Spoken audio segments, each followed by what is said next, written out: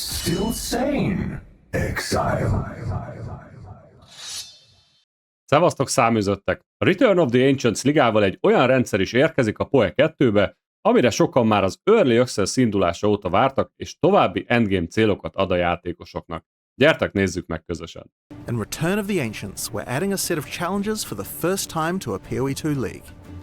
Every 2 challenges you complete will give you a piece of the Knight of Aldur armor set, so it's worth giving them a shot. To check out your progression and requirements to complete a challenge, just hit H to open up the challenges screen. There are 8 challenges in all, and they progress from pretty easy to pretty hard. A Return of the Ancients ligában tehát először érkezik challenge rendszer a POE2-be, melyben minden 2 teljesített challenge után megkapod a Knight of Aldur armor set egy új darabját, ezért már néhány challenge teljesítével is lehet jutalmakat szerezni. A challenge-ek állapotát és követelményeit a H gombbal lehet megnyitni, és összesen 8 challenge érkezik, amelyek fokozatosan egyre nehezebbé válnak. To complete the Rune Seeker, you'll need to find remnants with an ever-growing number of slots and use them to craft new items. The 7-slot crafts can be pretty challenging, with 6 waves of enemies, so attempting one of these fights could require some skill. Az első challenge a Rune Seeker. Ennek teljesítéséhez egyre több szokettel rendelkező remnantokat kell találni és felhasználni craftingra. A 7 szoketes remnantok már viszonylag komoly kihívást jelentenek majd, mert használatuk során 6 hullámban érkeznek az ellenfelek. Throughout the campaign, there are many optional bosses. To complete the Hunter, you will need to hunt down 6 of them. The last 2, Akthi the Final Sting and Anunda the Sandworm, can be pretty tough to find, being in the Kari Crossing. In order to track them down, follow the dry riverbed. You'll find their arena at the end. A Hunter Challenge során 6 opcionális bosst kell levadásznunk a kampány alatt, az utolsó 2 ebből Akthi the Final Sting és Anunda the Sandworm. Őket a Kari Crossing területén lehet megtalálni, hogyha a kiszáradt folyómedret követjük, akkor egészen az arénájukig fogunk eljutni. The Ascendant requires you to gain all 8 points of your Ascendancy class by doing Ascendancy trials. Getting the final set of points can be pretty challenging though. You'll either need to defeat Zarok on the 4th level of the Trial of the Sekimas, or defeat the Trial Master from the Trial of Chaos by finding all 3 keys. Of the 2, the Trial of Chaos will take you much longer due to having to run the trial multiple times, but the Trial of the Sekimas is more challenging, so you'll have to decide which of these 2 paths to take.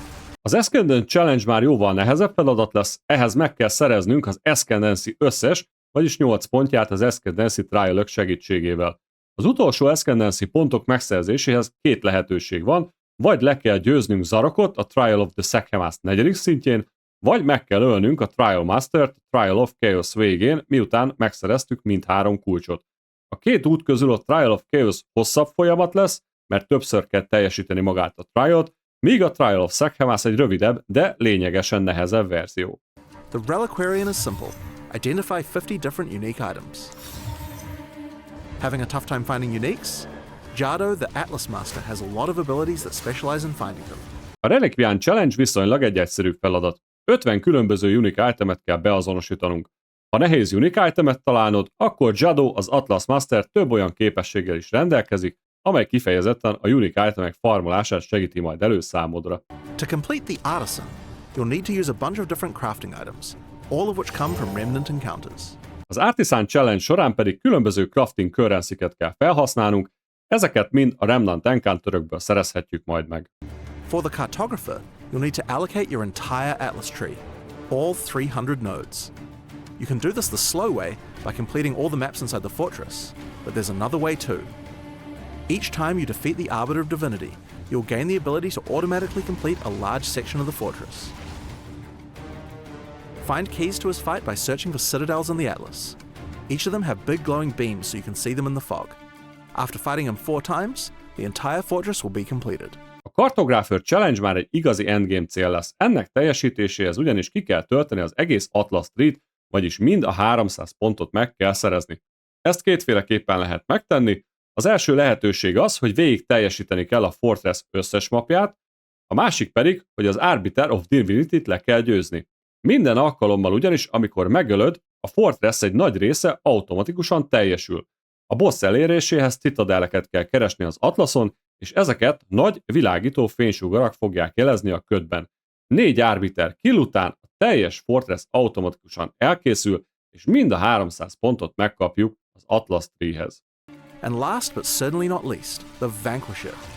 This challenge requires killing 3 Pinnacle bosses, the hardest fights in the game: Tangmazu, the Bodark, and the Vessel of Kullamark.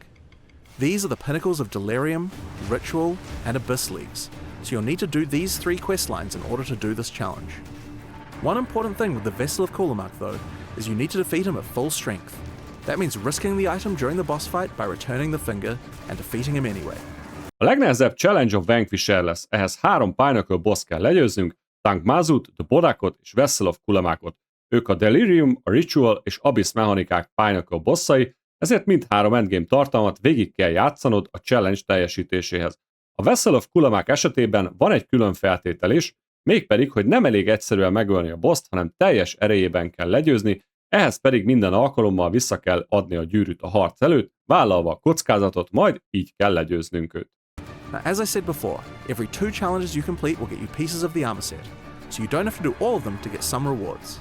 But if you do, you'll be able to show off your prowess, because everyone in global chat or in the forums can see how many challenges you've earned. You'll also get this totem decoration for your hideout, meaning that forevermore people who trade with you will be able to see that you were there and you defeated the league.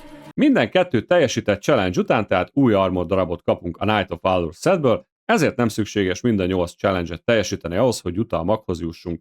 Viszont aki mindet teljesíti, az nem csak a teljes armor settet szerzi meg, hanem a rendszer nyilvánosan is mutatja majd, hány challenge-et teljesített, és ez látható is lesz a globál chaten, valamint a fórumokon is.